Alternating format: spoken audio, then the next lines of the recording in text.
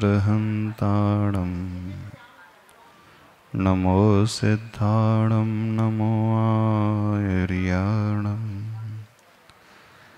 नमो वज्रायाणं नमो लोई सौसाहुणं।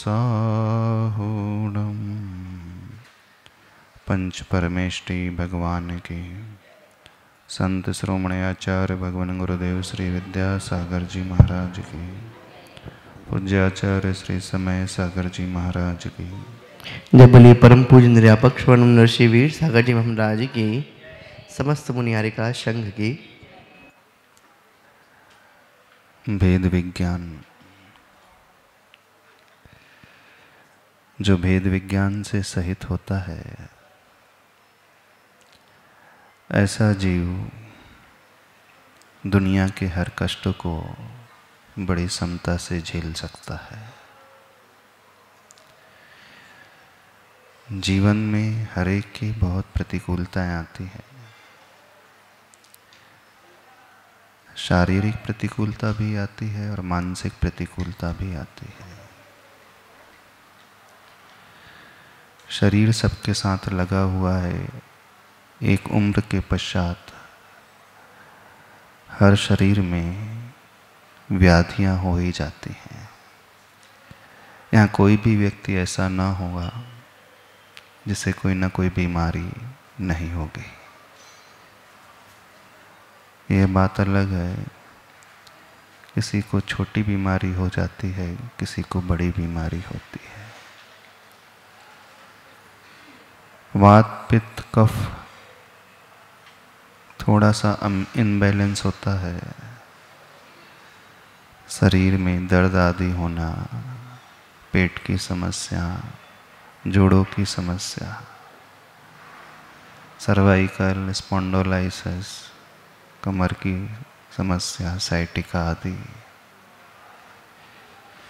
ब्रोंकाइटिस, खांसी, न जाने कितनी प्रकार की बीमारियां, हर व्यक्ति इनसे ग्रसित रहता ही है।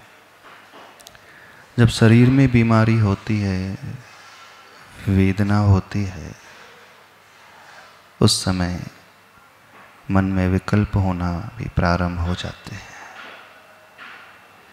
क्योंकि हर व्यक्ति इतना सामर्थ्यशाली नहीं रहता है।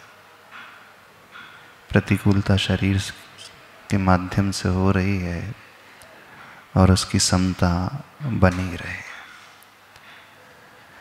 एक प्रतिकूलता हमारी शारीरिक होती है, लेकिन दूसरी एक और प्रतिकूलता होती है जीवन में, वो मानसिक प्रतिकूलता होती है। वो मानसिक प्रतिकूलता थोड़ी और खतरनाक होती है। आप लोगों में से कई ऐसे होंगे जो हमेशा चिंता में ही रहते हैं। कईयों को कुछ न कुछ विकल्प हमेशा सताते ही रहते हैं।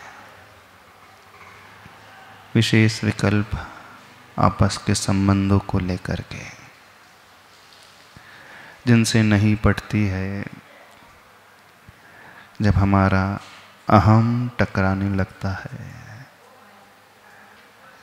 तो वह हो जाता है। एक विकल्प, हम किसी की बात को सहन नहीं कर पाते हैं। कोई हमसे कुछ कह देता है, मन अस्वस्थ अप्रशस्त होने लगता है। एक शब्द किसी ने कहा, न जाने कितने दिनों तक मन में वही शब्द गूंजता रहता है।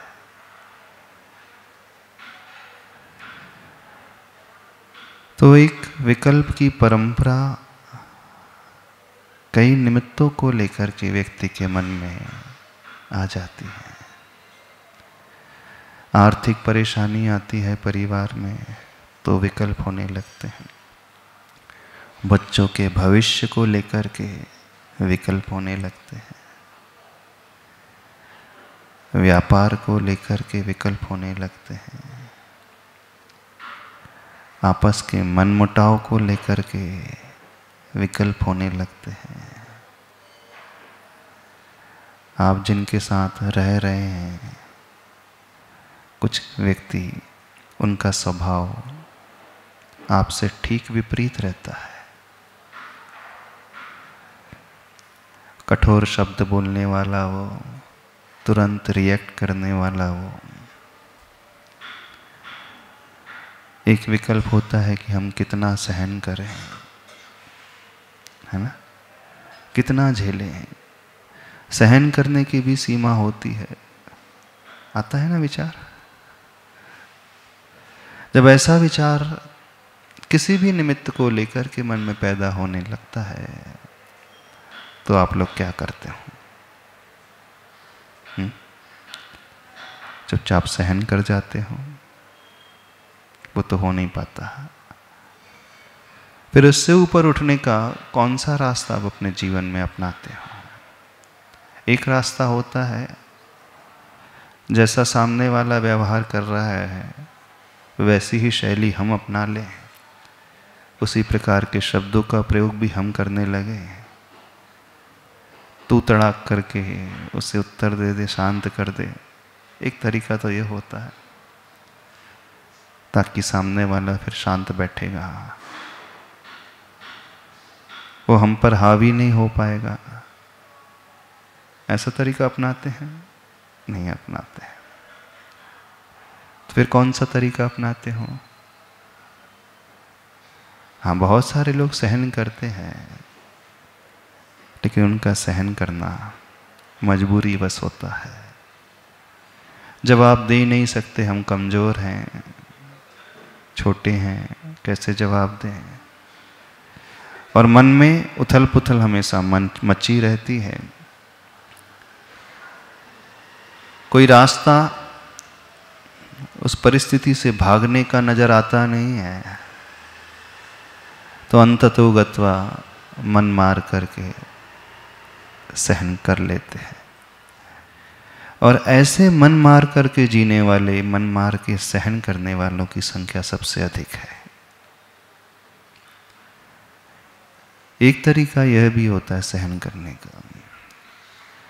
दूसरा तरीका होता है जो हमारे साथ घट रहा है, उसे हम अपने कर्म का उदय मान करके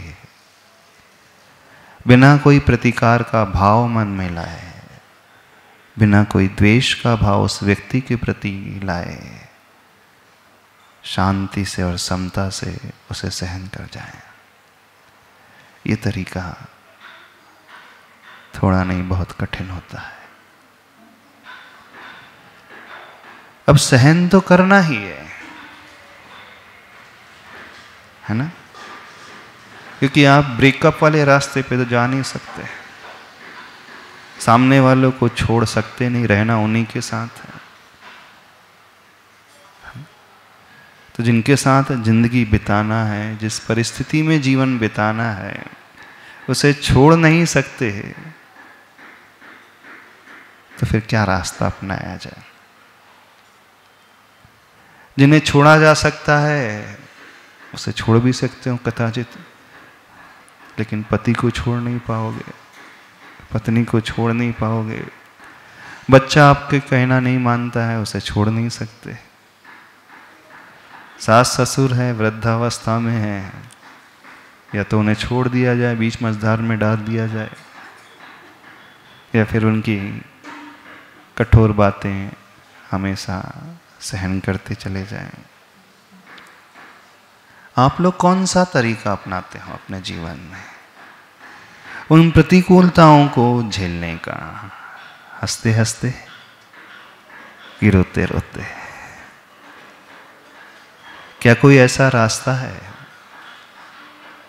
कि हमारे जीवन में प्रतिकूलता आए ही नहीं? तो ये तो असंभव बात है। ऐसा कोई रास्ता संसार में है ही नहीं।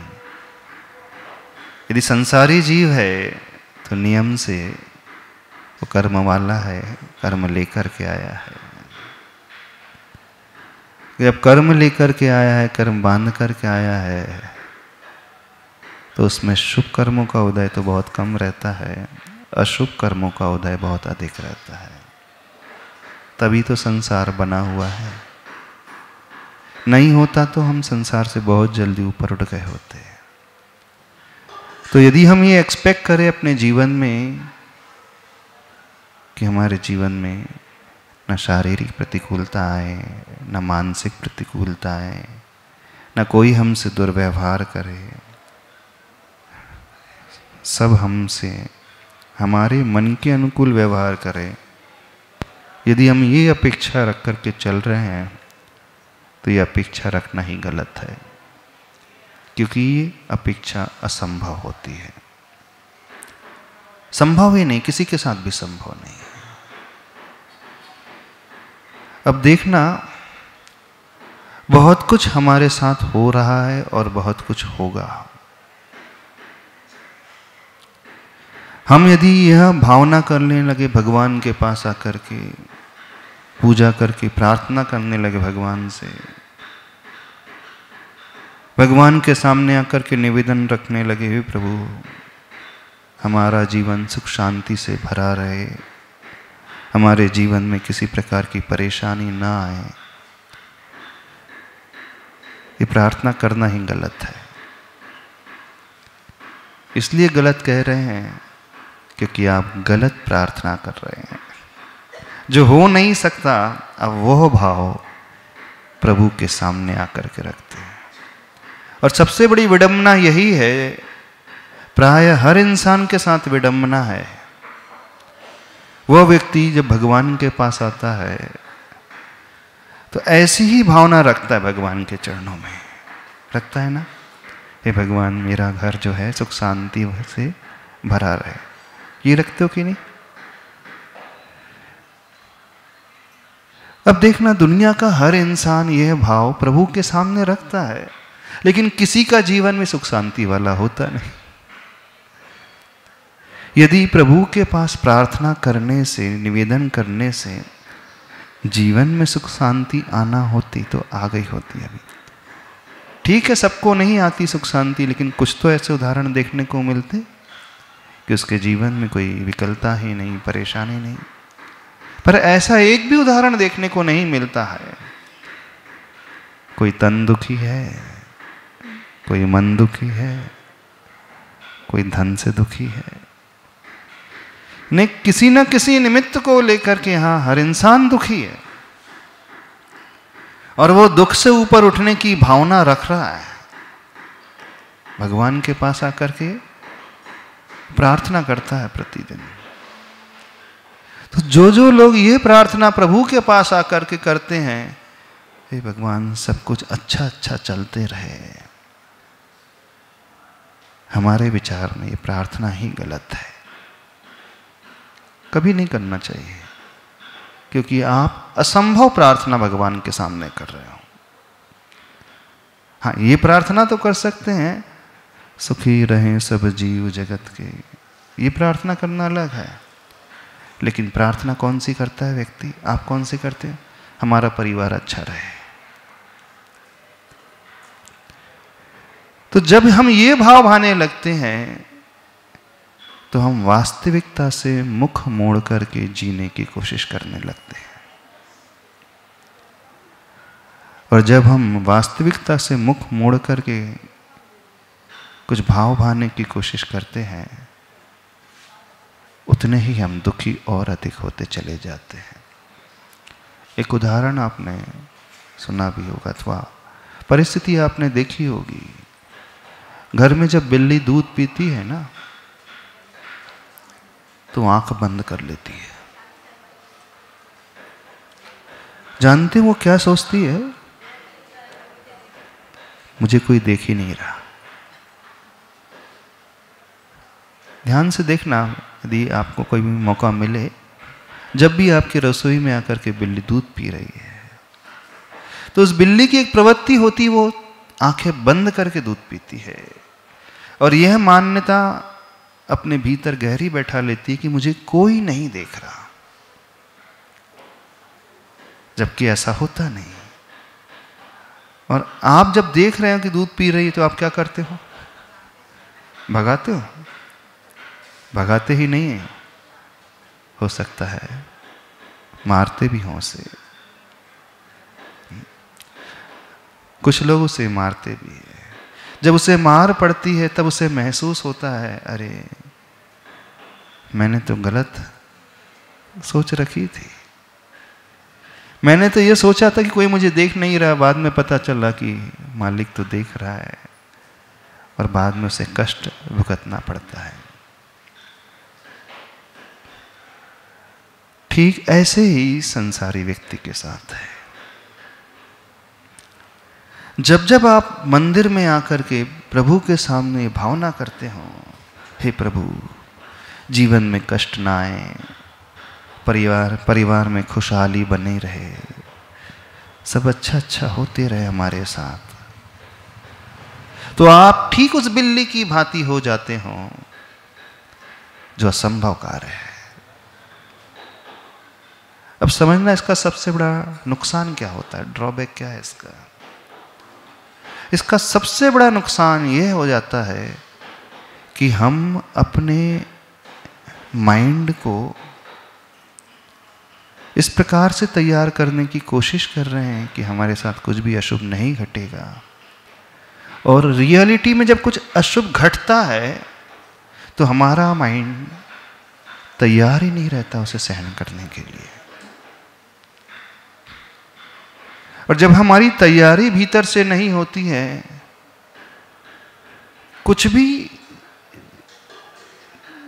शौक लगता है, कुछ भी अशुभ घटता है, तो वो शौक बड़ा गहरा होता है।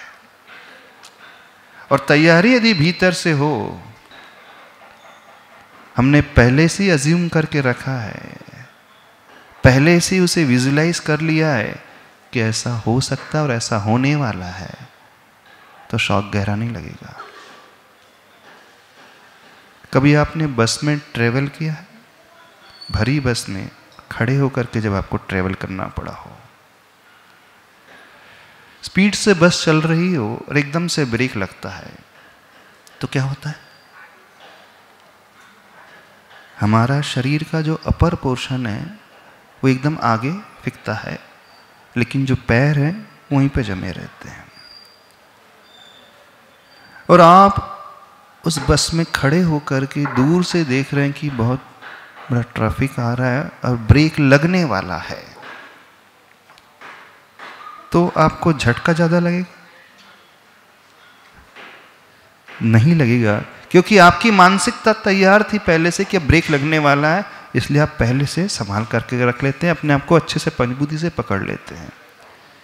और जब आपका ध्यान उस ओर नहीं होता है और सडनली ब्रेक लगता है, तो झटका बड़ा गहरा लगता है।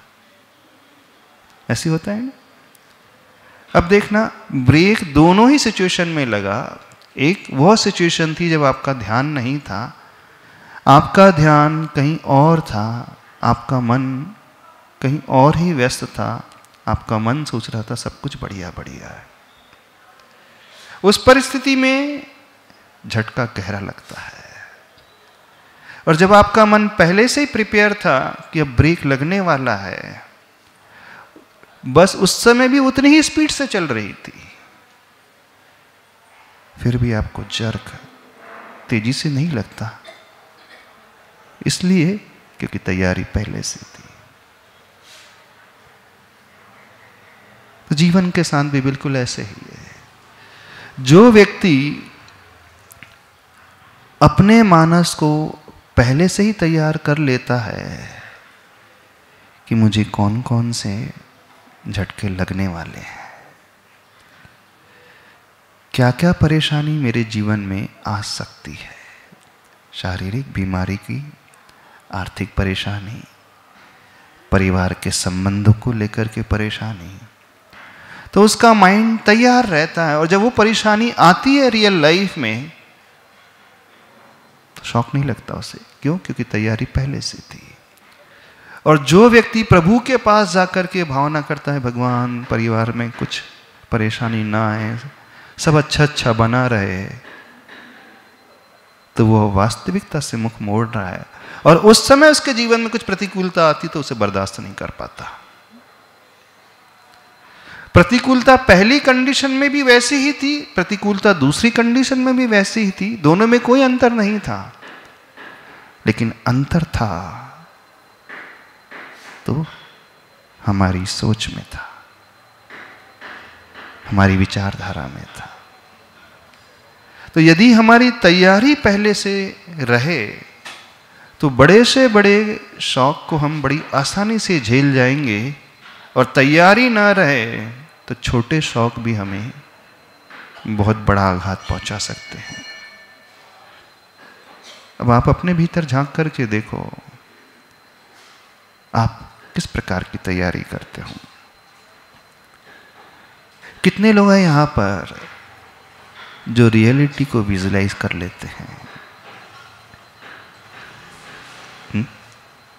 क्या क्या हमारे साथ खराब हो सकता है, कितना हमारे साथ खराब हो सकता है, कितनी प्रतिकूलताएं हमारे जीवन में और परिवार में आ सकती हैं। कोई करता है तैयारी? कोई विजुलाइज करता है ऐसा? क्यों नहीं करते? क्यों वास्तविकता से मुख मोड़ करके जीने की कोशिश करते हो? क्यों उस बिल्ली की भांति हो जाते हो आंख बंद करके जो दूध पी रही है और ये सोच रही कि मुझे कोई नहीं देख रहा?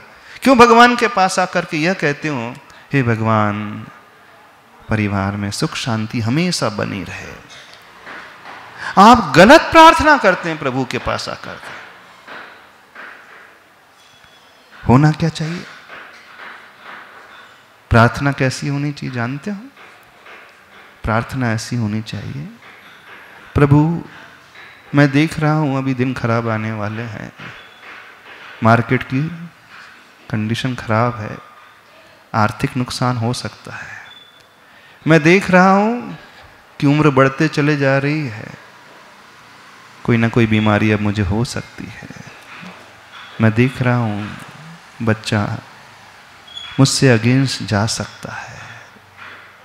मैं समझ रहा हूं कि आपस के संबंध भाई भाई में गड़बड़ा सकते हैं।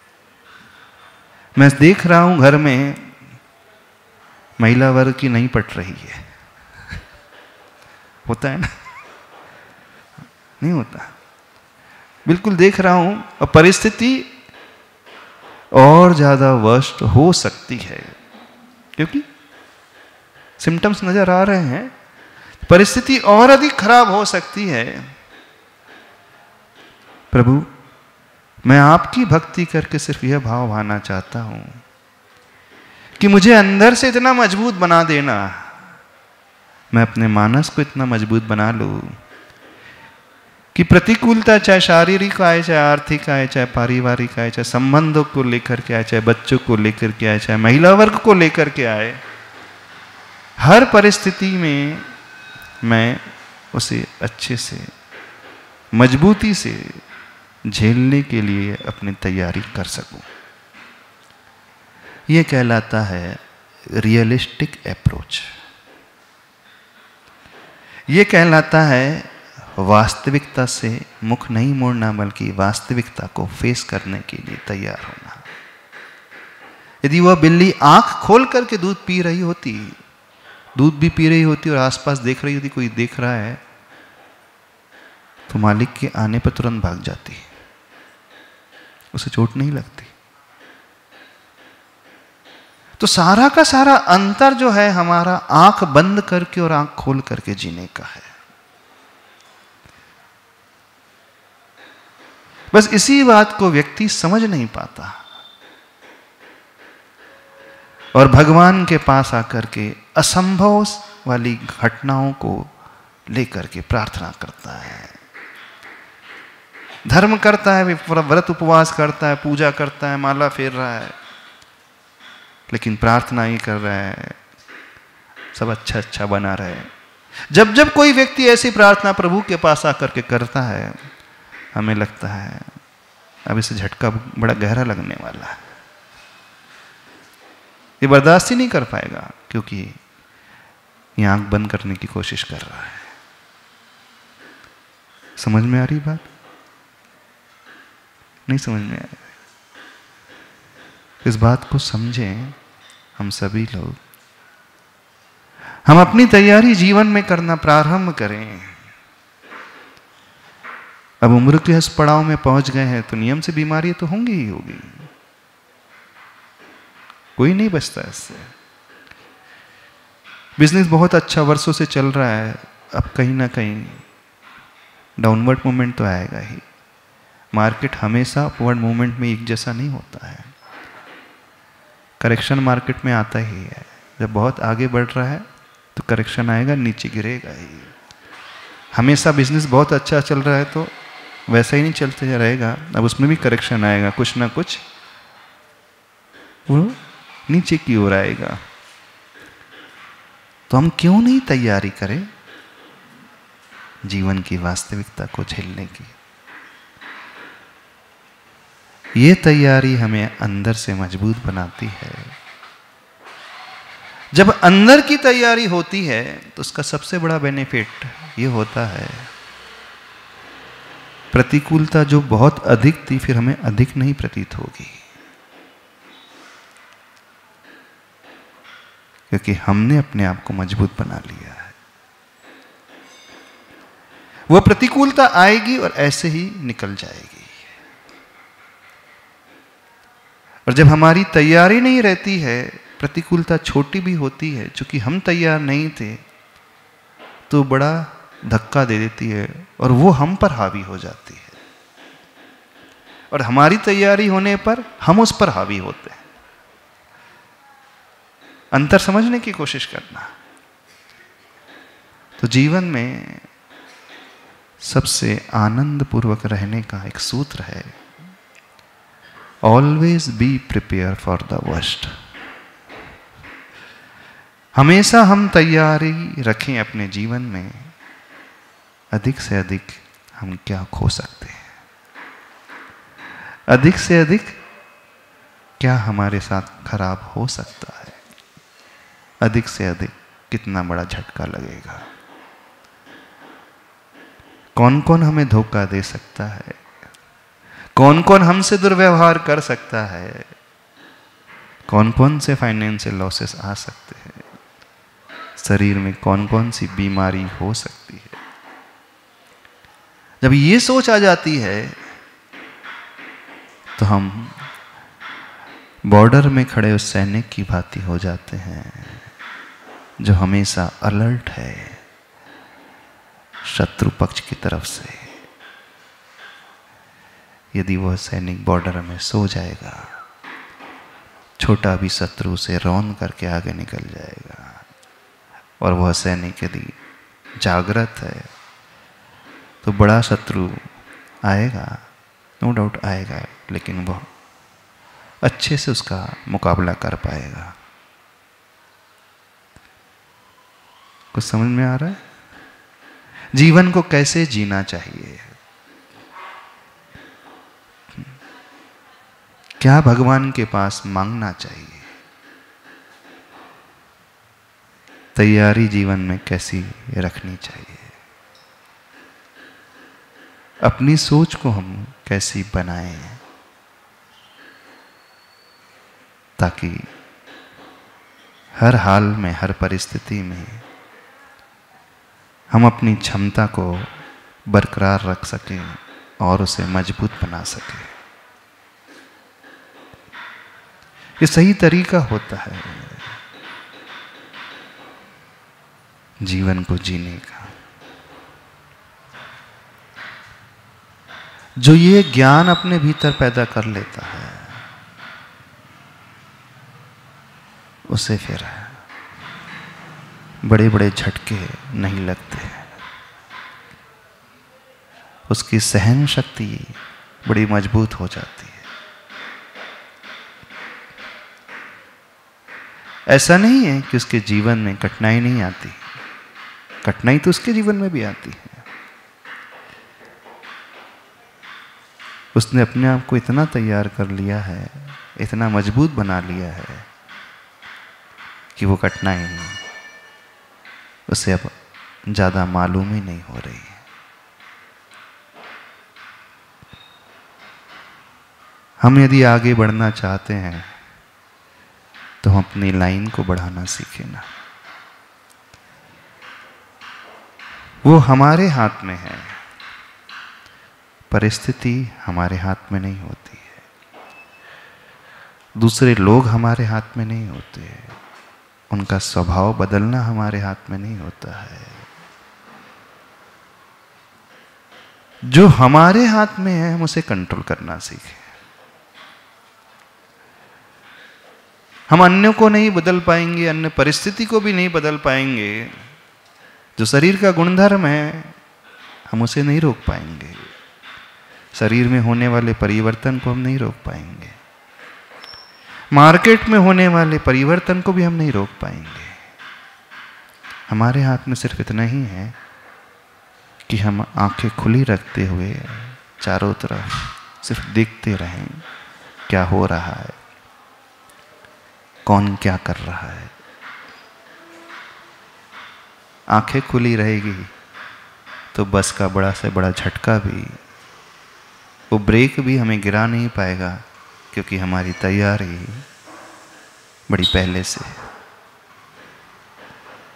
यह विज्ञान अपने भीतर लाना सीखो। ये कला सबसे बड़ी कला है। ये वास्तविकता है जीवन की। वास्तविकता से मुख हम ना मोड़े, वास्तविकता का सामना करना हम सीखें। और प्राय हर व्यक्ति ये वास्तविकता से मुख मोड़ करके जीता है। बिल्कुल कड़वा सत्य है। विशेषकर जब वो मंदिर में आकर के प्रभु से भावना करता है, भगवान सब अच्छा अच्छा रहे। गलत भावना है आपकी। जो असंभव है उसकी भावना करने से कुछ नहीं होगा। ऐसी भावना करके हम अपने आप को और कमजोर बनाते हैं। बिल्कुल सत्य है। ऐसी भावना करके हम अपने श्रद्धा को भी कमजोर बना लेते हैं, क्योंकि हम भावना कर रहे हैं और भावना के अनुरूप फल मिलने वाला नहीं है, तो धीरे धीरे व्यक्ति की श्रद्धा भी हिलने लगेगी। अरे भगवान तो कुछ करते ही नहीं है, देख लिया भक्ति करके, देख लिया धर्म करके, जीवन तो कुछ बदल ही नहीं रहा। इससे तो अच्छे वे लोग हैं जो कुछ नहीं करते धरते।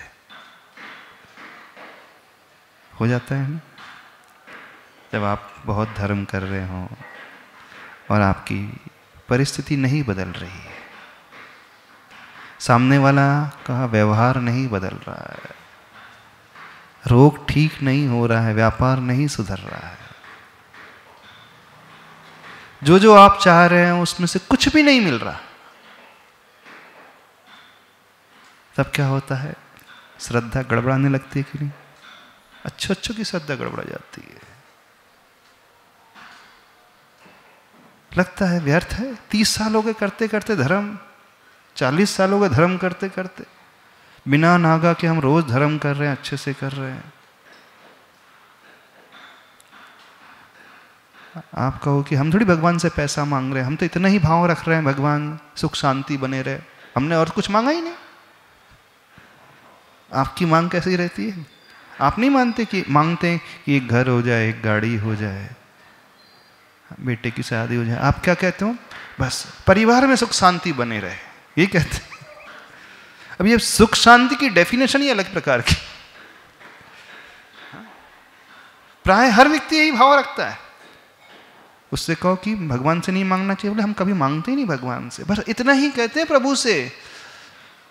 प्रभु से छोड़ दो, गुरु से भी महाराज जी आशीर्वाद देते थे, सब अच्छा होता रहे। यही होता है ना, सब अच्छा होता रहे। इसका क्या अर्थ होता? क्या अर्थ होता है इसका? कि कुछ बुरा ना हो हमारे साथ, ये ना, बीमारी ना आए हमारे लिए, संबंधों में कोई परेशानी ना आए, बेटा हमारी आज्ञा के अनुकूल चलता रहे, बहू हमारी मानती रहे, बहू हमारी सेवा करती रहे, भाई जो है मेरी सुनता रहे। यही होता है ना इसका अर्थ। अर्थ तो यही होता है। तो जब जब कोई व्यक्ति ये भाव प्रभु के सामने रखता है, वो गुरु से आशीष मांगता है कि सब अच्छा रहे, आशीर्वाद दे दीजिए आचार्य भगवान सब बढ़िया रहे, तो विचार आता है गड़बड़ कर लिया इसने। कौन सी गड़बड़ी कर ली? उसने मन को और कमजोर बनाने वाली गड़बड़ी कर ली। क्योंकि अब उसका जो मन किसकी तैयारी कर रहा था कि अच्छा अच्छा होगा, अब हम वास्तविकता से दूर जा रहे हैं। यदि हम उसके बदले में यह भाव रखते कि जो होगा जैसा होगा, बस हे भगवान, हे गुरुवर, इतनी शक्ति देना मैं अच्छे से सहन कर सकूं, तो सही अप्रोच है। क्योंकि अब हम अपने मन से तैयारी कर रहे हैं उस प्रतिकूलता को झेलने की। हम उस सैनिक की भांति हो रहे हैं जो आक्रमण होगा, हम जागृत रह करके उस वार को बचा लेंगे।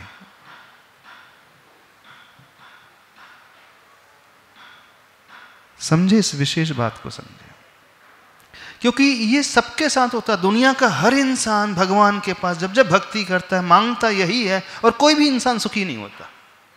दिखा आपको कोई इंसान? हमें तो आज तक कोई इंसान नहीं देखा, कोई व्यक्ति नजर नहीं आया जैसे कोई परेशानी ना हो। आप भगवान से वर मांग लो कि भगवान मैं अमर हो जाऊं, हो सकता है कभी? प्रकृति के विरुद्ध है। तो आप प्रकृति से जाकर के विरोध में जाकर के कोई कार्य करोगे तो होगा ही नहीं। ऐसे ही कभी भी भगवान से ये भावना नहीं रखना है, भगवान के सामने भावना नहीं रखना कि सुख शांति बनी रहे। स्वयं को पीछे ढकेलने वाली बात है। आप तो क्या, अच्छे अच्छे बड़े बड़े लोग भी ये भावना रख देते हैं। रखते हैं। विशेष रूप से कोई पर्व हो, दिन हो, विधान हो, कल्याणक हो, आपने कोई साधना की हो, कोई दान दिया हो, तब ये भाव अनायास ही आ जाते हैं कि चला करके आप लोग लाते हैं। क्या होता है? कैसा होता है? कुछ समझ में आ रहा है? नहीं?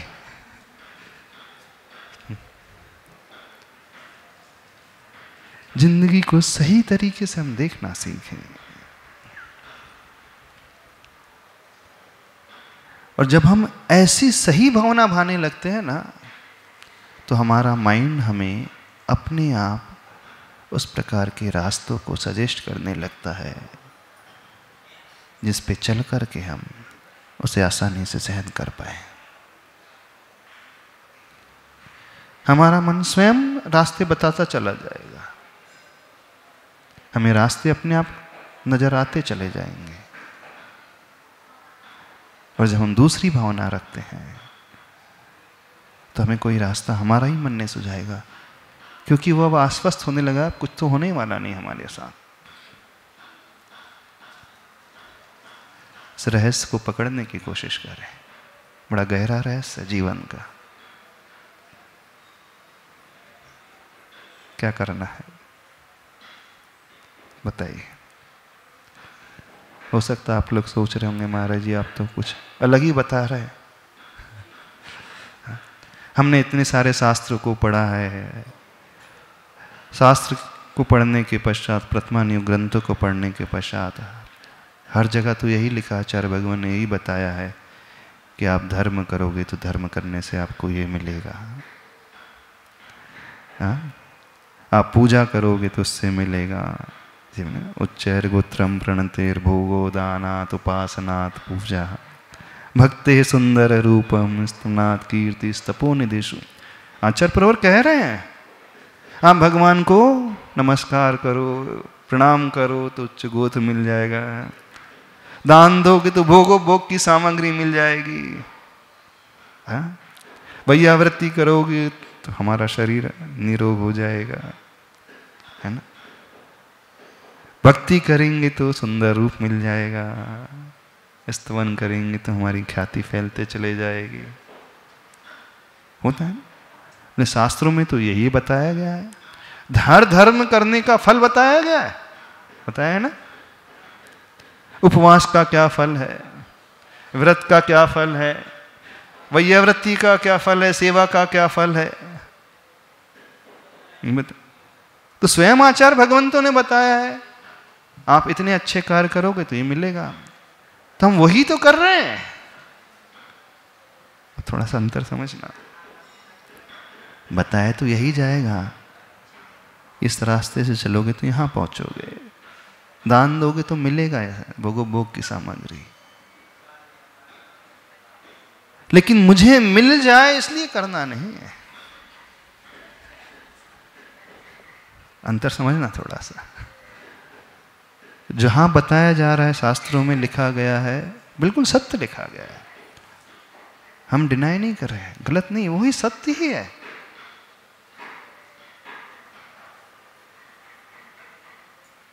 पर इसका अर्थ यह नहीं है कि हम कुछ और ही भावना प्रभु के सामने रखने लगे।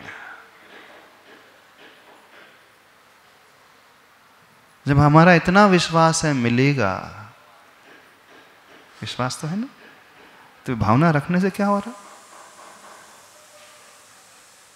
गिड़गिड़ाने से क्या हो रहा भगवान के सामने? हाँ भगवान सब अच्छा अच्छा बना रहे, क्यों होता? जब हमने अच्छा किया तो मिलेगा, मेहनत की तो सफलता मिलेगी, पढ़ाई की तो पास होंगे, है ना?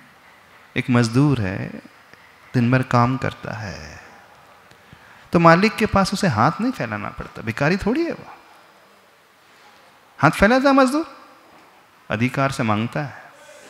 8 घंटे की ड्यूटी की है तो अपना जो टर्म्स एंड कंडीशन उसके अनुसार मिलेगा मुझे। महीने भर मैंने जॉब किया है तो महीने भर के जॉब के बाद उतनी सैलरी मिलेगी। If we deserve then there is no need to demand, and if we don't deserve then also there is no need to demand. यदि हम डिजर्व करते हैं तो मांगने की क्या आवश्यकता है, और जब हम डिजर्व ही नहीं करते हैं तो भी मांगने की आवश्यकता नहीं मिलेगा, क्योंकि आप डिजर्व नहीं करते हैं। और जब आप डिजर्व करते हो तो बिना मांगे आपको मिलेगा ना, आपका अधिकार है वो।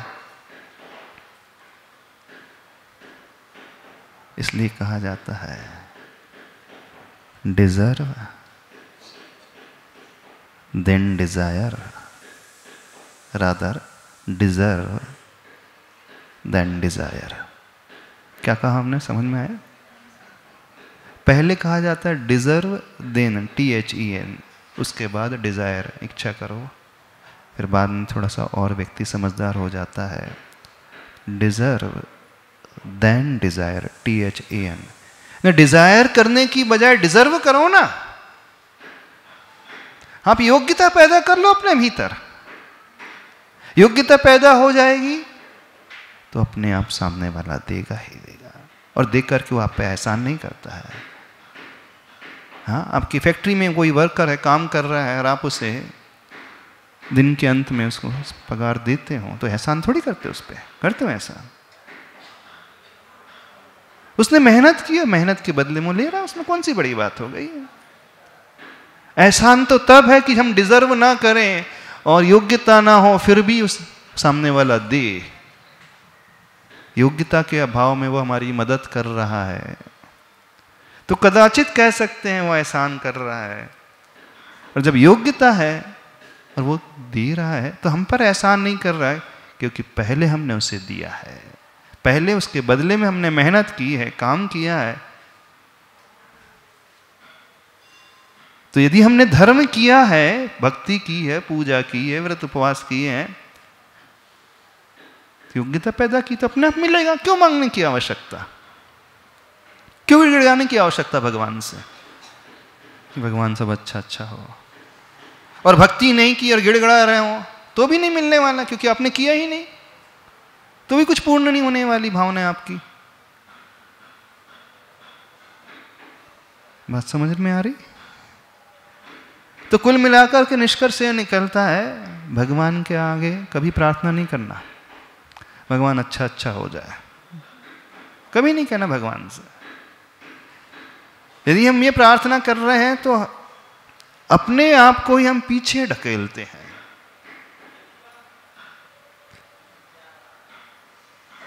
समझो, इस रहस्य को समझने की कोशिश कर रहे हैं। अपन स्वाभिमान से भरे, हम भीख थोड़ी मांग रहे भगवान से। अरे हमने किए तो हम डिजर्व करते हैं, उसमें कौन सी बड़ी बात है। हाँ, हमने धर्म किया है, पूजा की है, तो अपने आप मिलेगा। क्यों चिंता कर रहे हैं? श्रद्धा नहीं है इतनी, विश्वास नहीं है इतना। जिसकी श्रद्धा मजबूत होती है तो कभी नहीं मांगता भगवान से, कभी गिड़गिड़ाता नहीं भगवान के सामने। वह तो सिर्फ करते चला जाता है, ये उसका विश्वास है, मैं सही कर रहा हूं तो सही फल मिलेगा ही मुझे।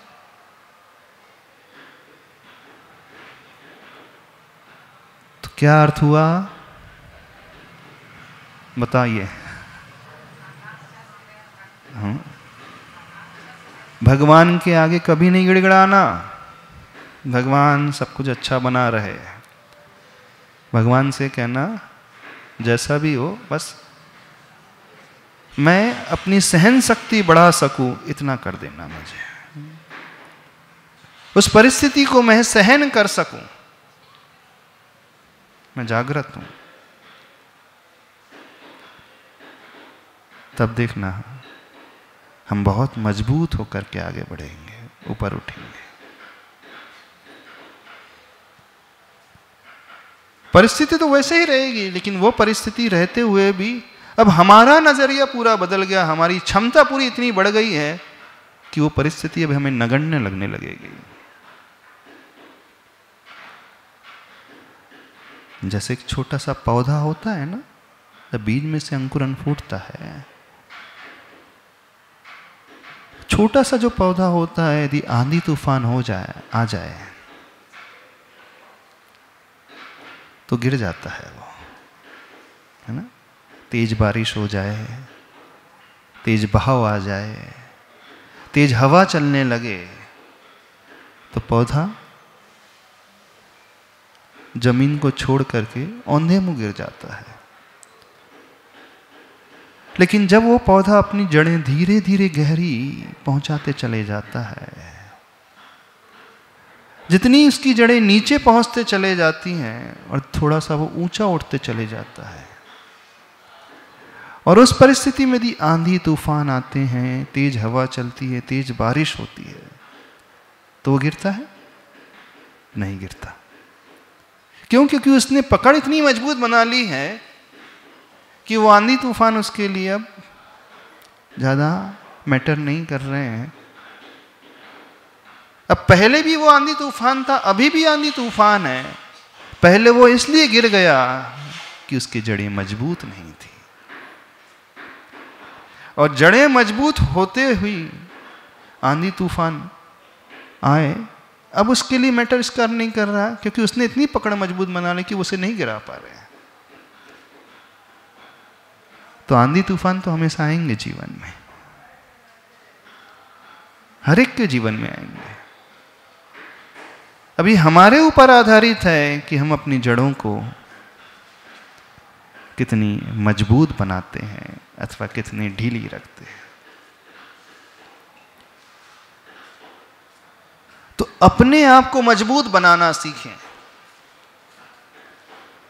जितनी जड़ें मजबूत हो जाएंगी, बड़े से बड़ा तूफान भी आ जाएगा ना, वो उस पेड़ को नहीं उखाड़ पाता, क्योंकि उसने पकड़ इतनी मजबूत बना ली। तो हम सराउंडिंग को ना बदलें, वो हमारे हाथ में है भी नहीं। हम आंधी तूफान को नहीं रोक पाएंगे, हम कर्म के उदय को नहीं रोक पाएंगे। कोई भी नहीं रोक पाता कर्म के उदय को। हर एक के कर्म का उदय आता ही आता है, और संसार है तो नियम से आएगा, और समय के अनुसार वो आएगा ही आएगा। शारीरिक प्रतिकूलताएं बीमारी के रूप में आएगी ही आएगी, आर्थिक परेशानी बीच बीच में अप्स एंड डाउन्स लेकर के आएगी ही आएगी, संबंधों में उतार चढ़ाव होगा ही होगा। कोई नहीं रोक सकता उससे, कर्म का उदय है। वो हमारे हाथ में नहीं है, हमारे हाथ में सिर्फ अपनी जड़ें को मजबूत बनाना है। हमारे हाथ में हमारी सोच को मजबूत बनाना है। यदि वो सोच हमारी मजबूत बन गई है, फिर वो बाहर की परिस्थिति, वे लोग कैसे भी क्यों ना हो, वे हमें नहीं गिरा पाएंगे, क्योंकि हमने अपने आप को स्थिर कर लिया, दृढ़ता ला ली। कुछ समझ में आ रहा है? नहीं समझ में आ रहा। प्राय जब आप लोग धर्म करते हैं ना, धर्म ने आपको बहुत कमजोर सा बना दिया है, क्योंकि आप गिड़गिड़ाने लगते हो। कि कमजोर व्यक्ति ही गिड़गिड़ाता है, नियम है। कमजोर व्यक्ति ही भीख मांगता है, कमजोर व्यक्ति ही आंसू बहाता है, कमजोर व्यक्ति ही निवेदन करता है, मेरे साथ ही कर दो, मुझे ये दे दो। जो मजबूत होता है वो कभी गिड़गिड़ाता नहीं, उसे अपने बाहुबल पर विश्वास रहता है, अपनी सोच पर उसे विश्वास रहता है। तो अपने आप को मजबूत बनाना सीखो संसार में। कभी नहीं गिड़गिड़ाना भगवान के आगे, कभी नहीं रोना। जीवन इस प्रकार से जीना सीखो।